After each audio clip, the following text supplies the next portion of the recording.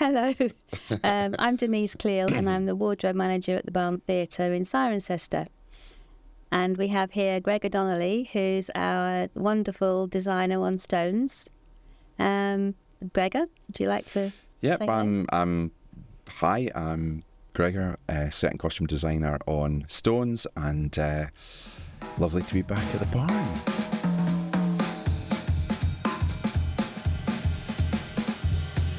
It's been great to reminisce, to prepare ourselves for this occasion. Yeah. And looking back, we've known each other about 5 years. Yeah, because the first show was, as we were just recalling, was Daddy Longlegs. Was it? Oh my gosh, it was. Was it Daddy Longlegs? In 2019. Yep. And we've done various shows together since then. Yeah.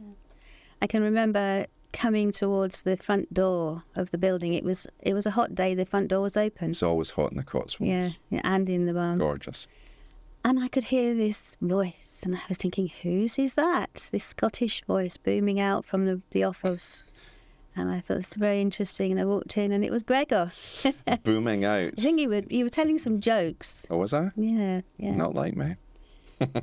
And I didn't realise 5 years later we would still be here. I know. It's been an interesting old relationship that's just continued, and every year I love coming back down and enjoy working with you. So I'm really interested to know how you got into the industry. I mean, I know we've known each other a while, but we've never really talked about it. Yeah, no, I mean, I was, as you know, late, because... Really? Yeah. I'm a little bit older.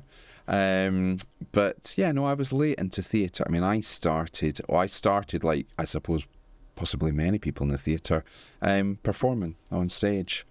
And, you know, I couldn't wait when I got into 5th and 6th year in school to get on stage and be involved in our kind of school productions. Can you remember what your first production was? Yeah, I can. The first production I did was La Belle Helene, where I had to wear this toga, which was too short. Oh. And I always remember, painfully too short. Oh, no. But I do remember putting little gold kind of flames on the heels of my sandals, which kind of gave it a little bit of a kind of This Greek is where your kind flair of... started. Yeah. And then went on to do Danny Gilmartin, because I could sing a little bit. And I went on to play the part of Danny Gilmartin in Calamity Jane. Uh-huh. And I was just saying to you earlier on, I do remember being given the costume for that. And, you know, he wears this sort of military costume and hat and what have you. And they gave me this jacket and this pair of trousers with the old yellow ribbon down the side, and they were navy, but both fabrics were different. And the trousers were a really cheap kind of polyester, horrific. And I wouldn't wear them. And This doesn't surprise me at all. I wouldn't have them on stage, and they had to take me into Edinburgh to get a new uniform when I think about it. And that was 5th year at school. So this is where your attention to detail started. Well, yeah, something like that. And so I basically left school, and I wanted to go off to drama school, but typically parents were kind of, you know, go and get a proper job.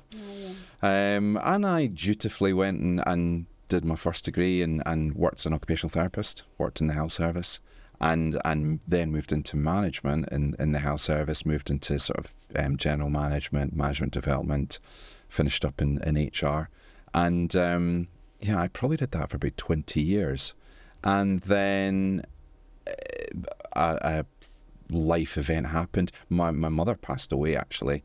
And it was funny because it did make me reflect on life and what do you want to get out of life. It's often the way, isn't it? Yeah. A major change in your personal circumstances makes you see, why am I still doing this when I could be doing something that I enjoy? Yep. And it's not that I didn't enjoy working in the health service, or because it was always all about people, whether it was patients or whether it was staff that you were involved in developing. It was always about working with people. So I enjoyed that. But I loved the theatre, and I had such a passion for it. I mean, I remember, coming down to London for trips and trying to sort of cram in, 4 shows or whatever, you'd get one on a Friday night, two on a Saturday, and if you could get a matinee on a Sunday or something, that'd be fantastic. But after she passed away, I basically thought, why don't I just have a shot at doing this? Now, by this stage, I'd been doing a lot of amateur theatre, so I'd probably been in, I don't know, about 30 musicals, played various parts. They're still on stage. It's still on stage. But latterly, the last kind of 2-3 years before I moved to London from Edinburgh, hence the dodgy accent, I was doing more design stuff. I designed, excuse me, Jekyll and Hyde, and I also designed the Hot Mikado, which were shows for two very good friends of mine, Norman Kenny, who ran a musical production company in Edinburgh called Tempo, and I ended up, they gave me the opportunity to design, so I did that, and that really just confirmed my kind of must have been a bit hunger. nerve-wracking, just having never done it before. Yeah, I mean, there was no major process to it, and when I came to London and trained, that gave me a process. There was no process at the time. It was just a sort of intuitive, kind of approach to what might look good, what might support the show. So, that, as I say, confirmed it. I applied to Motley Theatre Design School, and they take sort of... Is that in Scotland? No, it was in London. Oh, right. It was based in Drury Lane and Theatre Royal. And what they did was each year they took, and I say what they did because it's now stopped. I was the final year after 45 years. I don't know what that says about me, but I was the final year that then stopped the programme. But it was an amazing design course, which was ran by Alison Chitty and Ashley Martin Davis.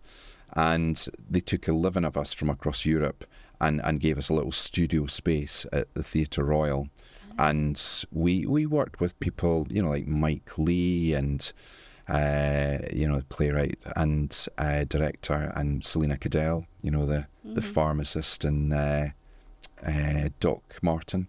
We had people who were professionals in the industry coming in and working through shows with us. So, taking us through the text and working very much in a sort of director-designer kind of relationship. So the training, it was a fantastic experience. And, I remember coming down because I'd left the organisation that I was working for, and at the time I was working for the Royal College of Nursing and in Scotland, and I got word to say that I'd gone through all the process to apply to get on the programme, and I got a place, and I went in and told the director, and she was so supportive, Teresa. She was so positive and supportive about me leaving and coming to London.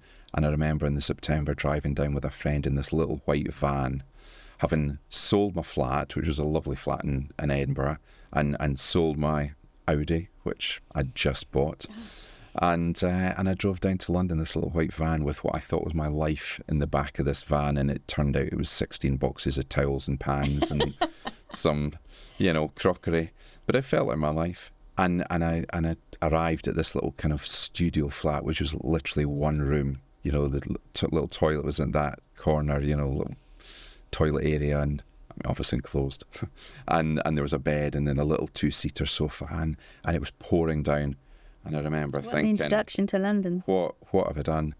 And I woke up the next morning, opened the curtains, and there was a red brick wall outside the window, and it was Holloway Prison. The flat was just looked directly onto Holloway Prison, and I thought, right. And the sun was shining, and I thought, well, here we go, because this was what you wanted to make happen, and you made it happen, and get on with it. And it was the proudest decision I've ever made in my life, and it's the thing I'm most excited about. So how long was that before we got to know you here? Well, I qualified in 2011, so I had been working for seven years or so. Right. Yeah, before coming to the barn. Because we came through Iwan, didn't you? Iwan somewhere. Yeah. Now I'm just trying to think how we met. because I met Iwan, and he was involved in doing the barn had a barn academy. They did children's productions. Yes. And we met, and I'm trying to think where it was we met, whether it was up in Scotland, where I was living at the time, or whether it was London. Wouldn't have been at the Fringe, would it? Because it would have been about that sort of time that I first met you. Yeah. It's just like late summer. It might have been. Year. It might have been. I must check with you, actually.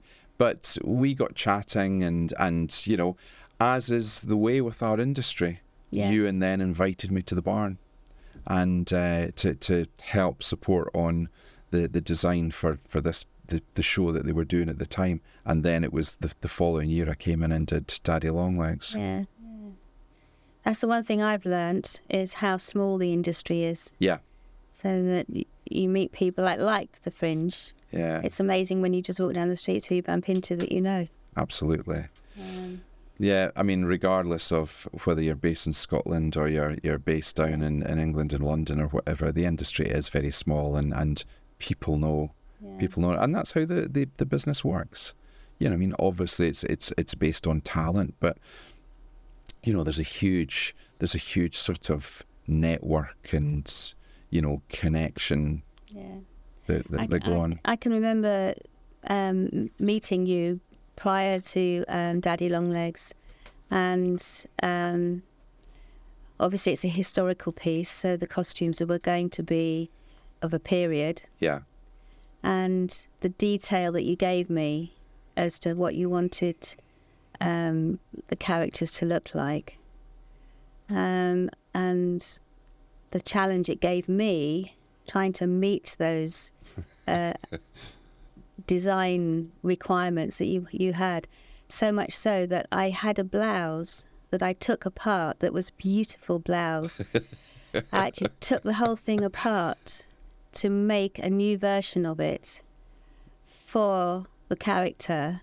Yeah. Is it Jerusha? Yeah. As her orphan blouse. You remember that blue? Bluey. Yeah. Yep.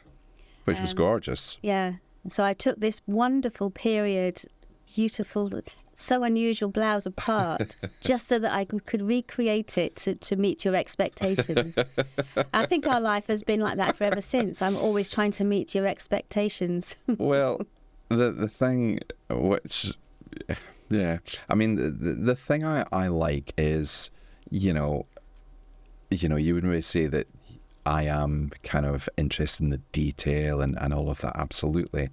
But likewise, working with you in wardrobe, your attention to detail is fantastic. And there are things that you will do, and there's things that you'll think about, which, I don't necessarily always think about. And I know that you've kind of got my back in terms of coming through with, well, let's just sort this, let's do that, let's make that happen, or make that easier for them. I think that's whatever. Where we work. We work well as a team because we have got to know each other. Yeah. But also that we can anticipate what the other person's going to think. Yeah. Often people I work with around here will say, "Oh, well, Gregor, no, he won't like that. Yeah. I know he won't like that." Yeah. I get some fixed ideas about just what I want. I can remember working with you on one show that was in London that we were doing together. Yes. Standing at an ironing board with the sewing machine on the top at about midnight. Yes, in a hotel room. No, in my hotel room as well, but also in your flat. You remember? Yes. Yeah. And we had I don't know what the deadline was. We had 6 o'clock the next morning. We had to get all these costumes finished by. Yep. Yeah, because I wanted to change them. Mm-hmm. No, and that's one thing that I've enjoyed as well is, I mean, you work. Obviously, predominantly, you manage wardrobe, you supervise, you undertake a number of costume-related roles here at the barn.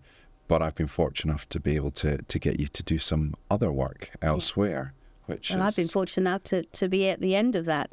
So I mean, the barn to me has always been my priority, as I've said to you for years. The barn will always be my priority. Yeah. But I am open to other things. Yeah. Which has been my advantage knowing you. Well, yeah, but we've been able to do a few things in London. Yeah. We did a big panto. Yes. which you did some You had fantastic costumes. you had me making a cloak out of some carpet. That's what it felt like. It wasn't quite that thick, the fabric, Denise. I'd like Granted, to know it was where a wee that bit costume thicker. is now. Well, I know where it is. It's Do you? stored. Yeah, it's stored in London. But the fabric was printed. I mean, the fabric was lovely. It was beautiful, but it was thick. Yeah, it was very thick. Yeah. I mean, I did offer. I mean, I would have sewed it, but not. But yeah, hopefully that same company will repeat next year, and we'll start That would on be that. good. And then we've got kind of an exciting little trip coming up Yes. off to Dubai Opera House. Yes, I haven't signed my contract yet. But yeah, we've got a show that we're doing across there. So that I was thinking, fun. when we knew we were going to be talking to each other about this, I was thinking, what occasions have we had here that stand out in my mind? And one of them is on stage with Marry Me a Little, taking a sofa and having to create two different halves. Yeah. One half was leather, because that was in the bloke's flat. Rob Houchin. And the other half was like a mustardy yellow suede-ette stuff. That was the young Selena. ladies. Shinmaka. Yeah. And you're saying, no, I don't like that. That corner's not right. And there's not enough padding there. And I'm sweating and with a staple gun, and we got a deadline coming up. And I'm like, oh, for God's sake, why didn't we do this 2 days ago? Yeah.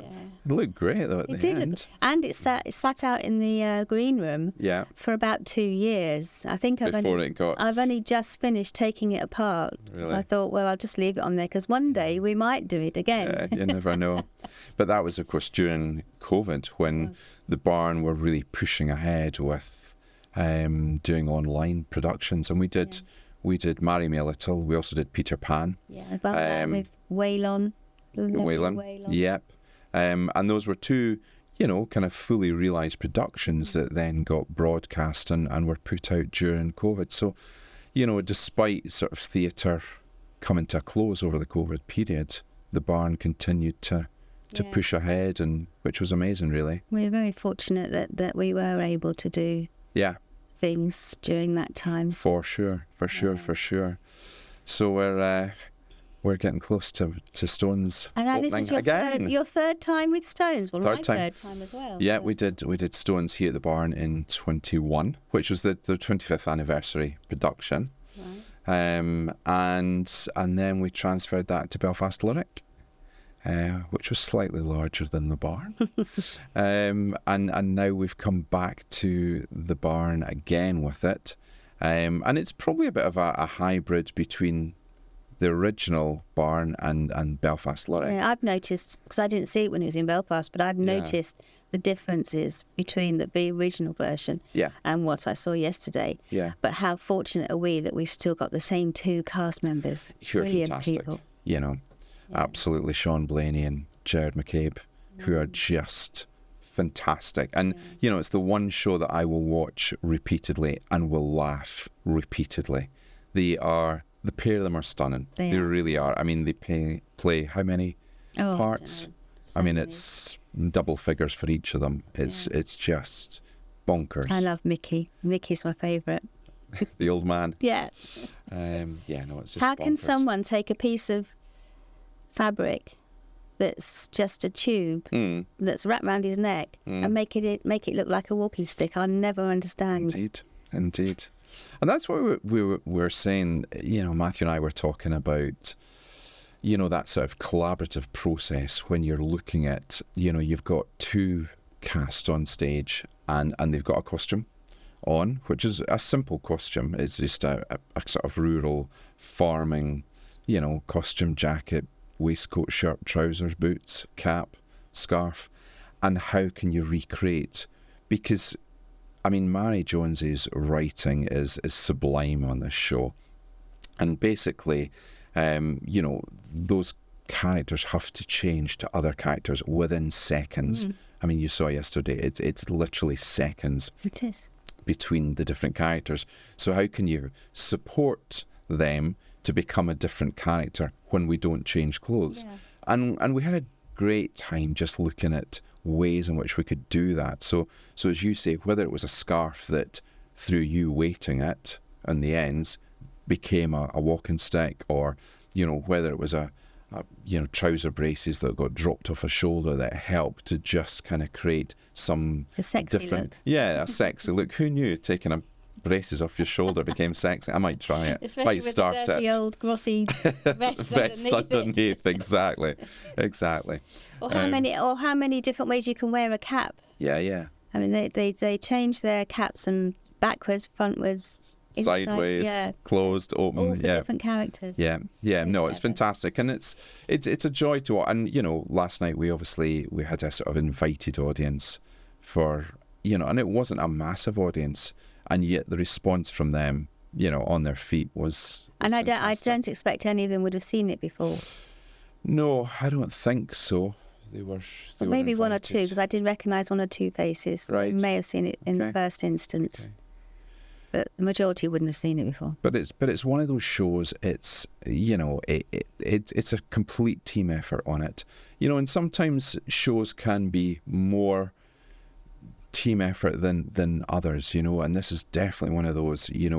Whether it's Alex with lighting, or Ben with the AV, because we've got quite a heavy emphasis on AV, integrated into the design of this. And obviously Matthew directing it. It's we had an experience of that yesterday where we were adjusting one element and actually it had a knock-on effect for everything else, and it just kind of reinforced how integrated each department was in this production.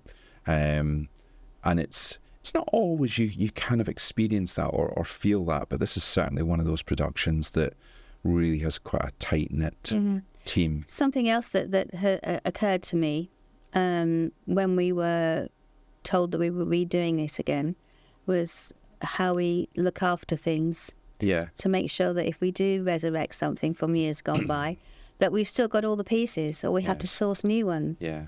And I think 99%, certainly of the stuff that I put towards it, the costumes, 99% of the stuff was from the original show. Yeah, it was. With a lot of repairs and a bit of reinforcing going on. Absolutely. Bit of reinforcing on the old seat of the trousers and the knees and whatever. Yeah. But we've got the original costumes the originals and that were designed, which is lovely. The cliffside, the Kerry coastline is still original. It's we've maintained Luckily, the original, which is nice. To grab it all back together. And, absolutely. With very, very few breakages. So it'll be lovely to see this open next Tuesday, 27th. Hopefully people will be coming along to see that. It'll be lovely to see people in the audience. But then it's touring. And then we tour. And we go off to Cheltenham, Everyman. Yeah. Bolton. Bolton and Salisbury. I don't know in what order, but those are the three venues. So that's the tour after it leaves here. So that'll be fun. Yeah. It'll be nice, and certainly it was so well received in Belfast at the Lyric. The audience just loved it, and it's what's not to love. The writing's superb. It's directed beautifully. The guys are talented. The whole look supports the storytelling. And what I didn't realise, because I didn't see it when it was in Belfast, the little cameos at the end. Well, indeed, when the stars become the extras. Yeah, that was such a surprise to me when I saw it yesterday. Yeah. We're so lucky. We're so lucky to have those stars people in this show. I have to say, I don't think I've done any other show where I've had stars of that calibre. No. I wonder if they'll come over to Cirencester to see it this year. Yeah, for the press, they might well do. Yeah, that'd be good. Put a little bus on for them, a little minibus from Belfast. So we've got a future. We have. October, we're off. We've got a few things on the go. Oh yes, I forgot about some of those. We're doing a couple of. Yes. So potentially 2 lots of. Am I allowed to say Cinderella? Yeah. No, you're allowed to say that. I think I would in August. I would hope you're allowed to say that. Yes, Cinderella will be doing that. Yeah. And we've got one or two other shows that we're working on, which are our performance schools, which we probably can't say what those are just yet because they've probably not been announced. No. But we're working on those, and then, as I say, we go off to Dubai, and then we'll see. One of the things I like about working with you is the fact that we work parallel, but we might be working on 3 shows at the same time. Yeah. But we know we don't sort of think, oh, hang on, what's she talking about now? Yeah. We know when we talk about, oh, so-and-so's, the colour of something is from that show, but then I might talk about some trousers and it's from this show. So, but we don't ever seem to get confused and end up with the wrong costume on the wrong show. Well, I think I probably get confused, but I think you keep me right on it. And I'll go, no, it's not, Denise. It's not that at all. And then I have to bite my gums because half an hour later I find out it is that. But no, you were reinforcing a pair of Sean's trousers for me in the knees yesterday. And I was asking about nuns' habits. At the same time, looking at patterns for that. Yes. And I'll let you work out what the show would be. So, yeah. It's multitasking. That's what I like. Indeed. Well, it gives a bit of variety. And I suppose that's the nature of working in theatre. You know, as a freelancer, which, well, certainly I am. You have a freelance potential, but you're predominantly based here.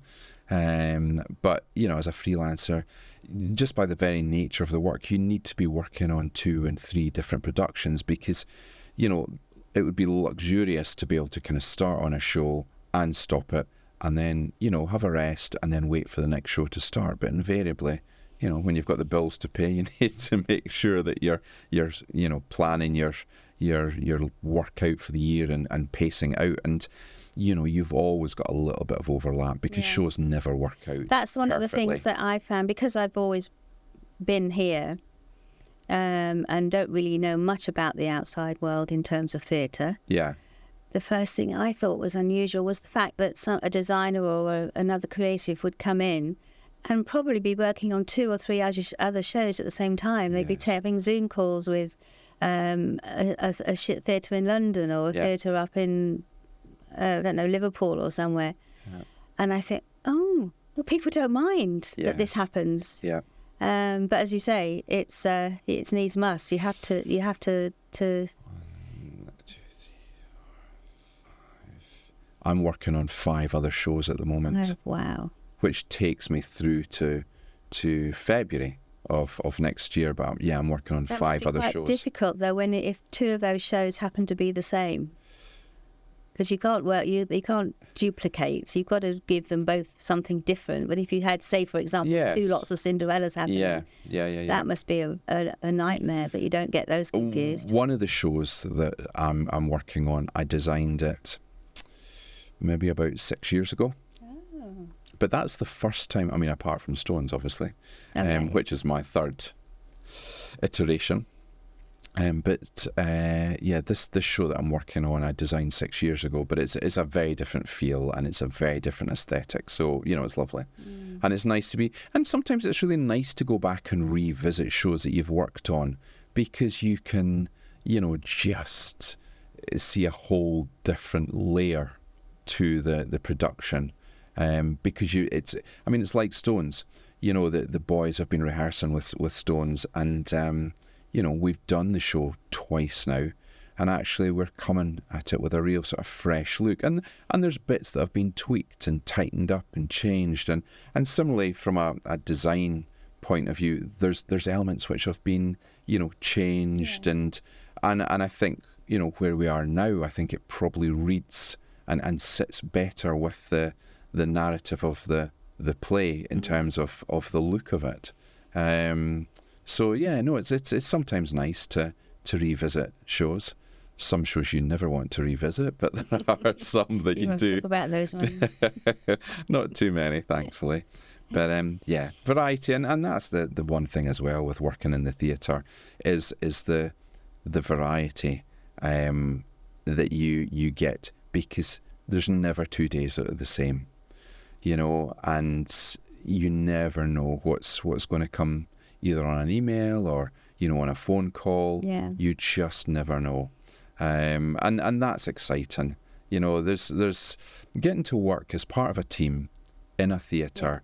For me, it was always, I love the fact that, and it was what I experienced when I went to theatre.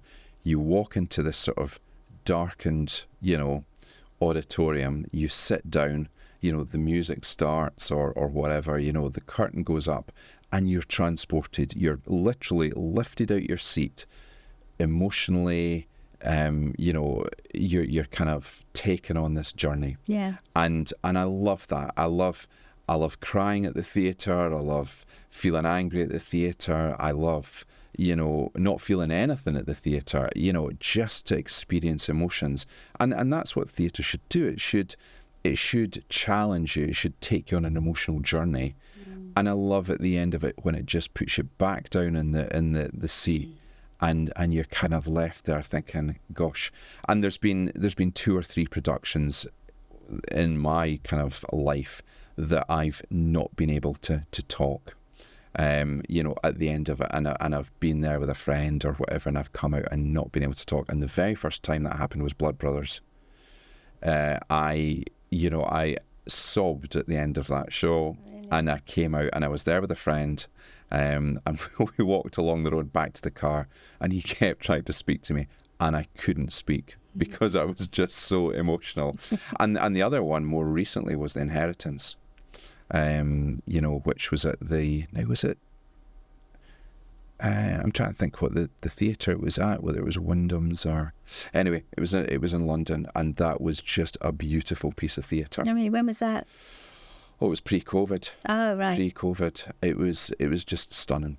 I know. I often say to you, "What have you seen lately? What should I go and see?" Yeah, it was great, and you know, as I say, for me, that's what I love when you're sitting there in that audience with the team, and you go, do you know, we created that.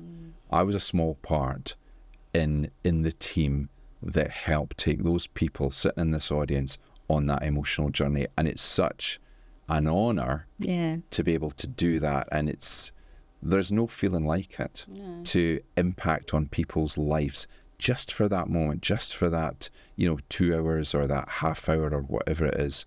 It's such a gift to be allowed to be able to be part of that, to create the magic. Yeah, absolutely. And I've in our theatre here, it's so small that it's a very intimate place.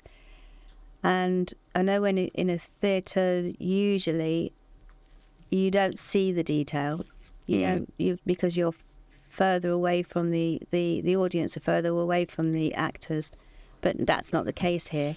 So a safety pin will be seen if it's there, we'll see it. Yeah. So I've always come at things from that point of view. If the makeup is wrong, we'll see it. Yeah. If the shoelace is the wrong colour, we'll see it.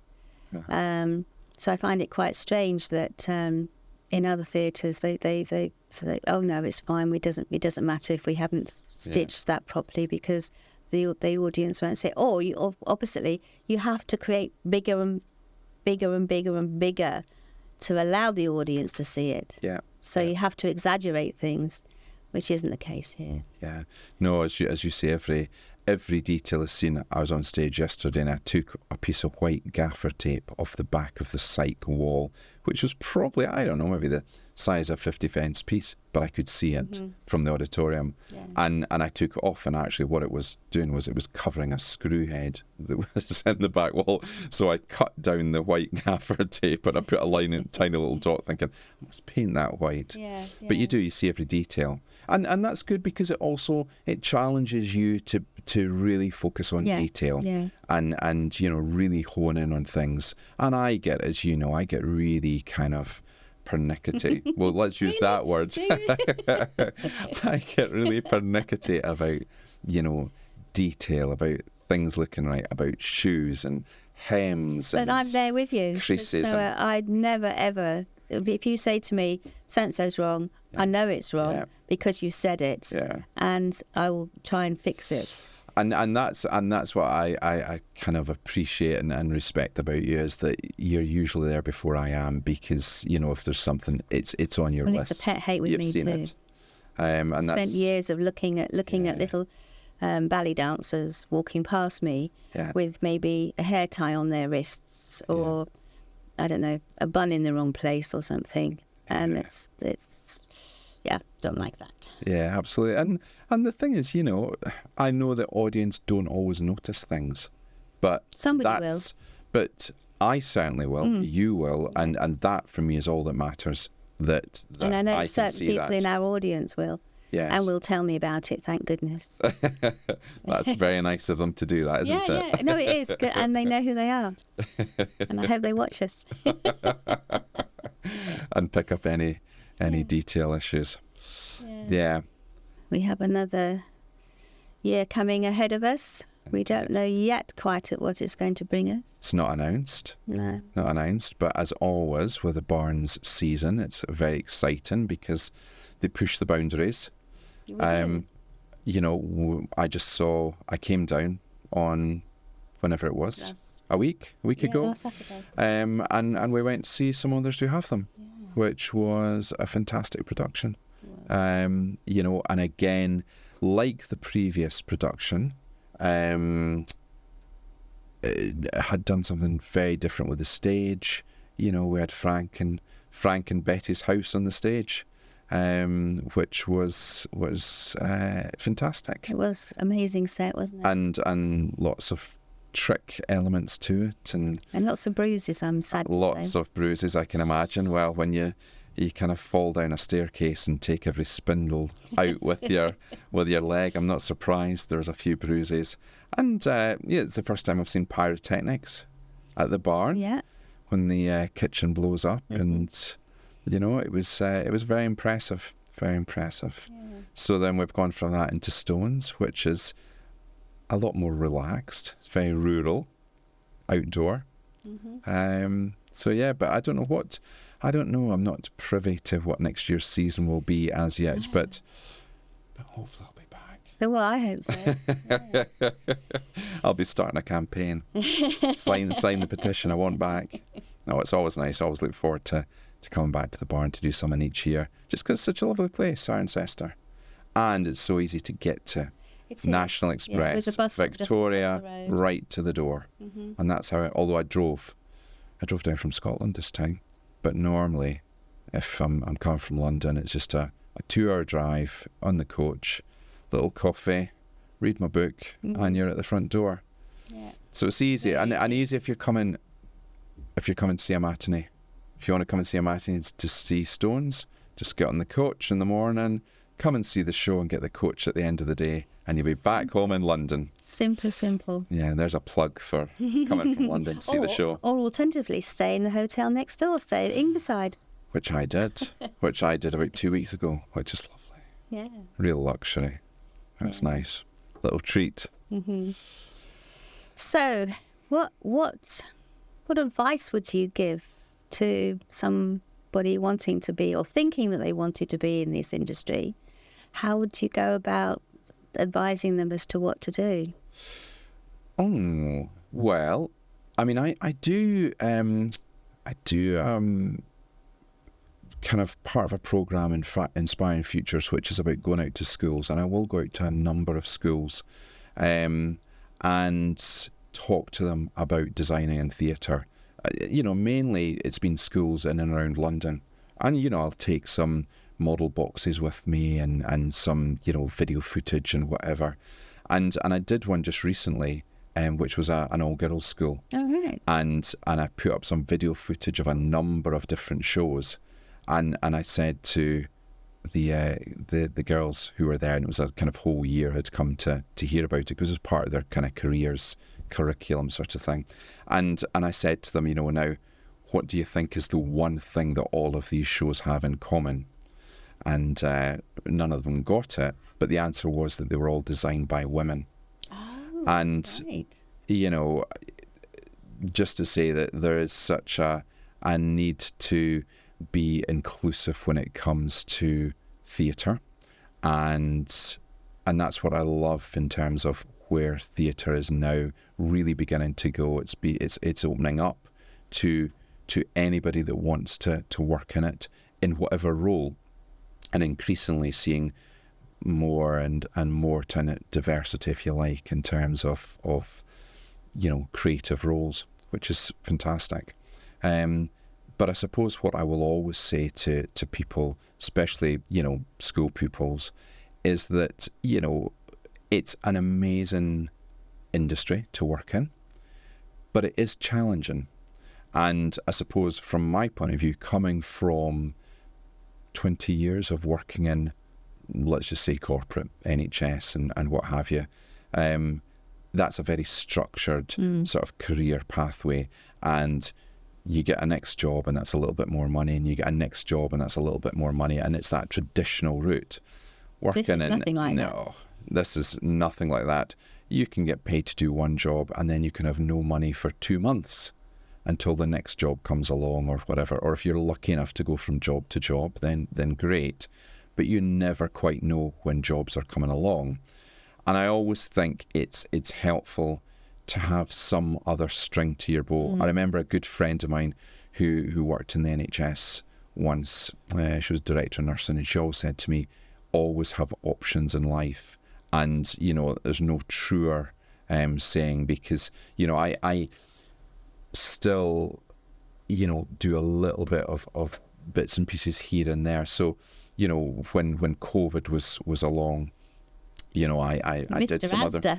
Mr. Asta, I went and did some other work. And I think you just have to be flexible and think about what is something that you could do on a kind of, ad hoc basis as and when should you need to. Because sadly, a very small percentage of people who are trained, who are creative, who are performers, will work in the theatre at any one time. So there's an awful lot of people who are out of work. And there's something like about actors, really, then in that case, because actors tend to have another career that they're running alongside their acting, if it allows it. Yeah, absolutely. So whether that's estate agency or therapies, beauticians, all of those kind of roles where it can be a little bit more flexible and you can get away at short notice and whatever. So I'd always say to people, just absolutely be driven to work in the industry, and you need to be hungry to work in the industry, and you need to be focused on doing that. But just keep a little something running alongside, just should you ever need to draw on that. Is there an easy career route? Because I know there's theatre schools, and I know that you can go and do drama, or you can do musical theatre for being on stage. Yeah. But I'm not quite sure how you go about becoming a set designer or a costume designer. Yeah, I mean, the thing is, there are schools. I mean, I obviously trained at Motley Theatre Design.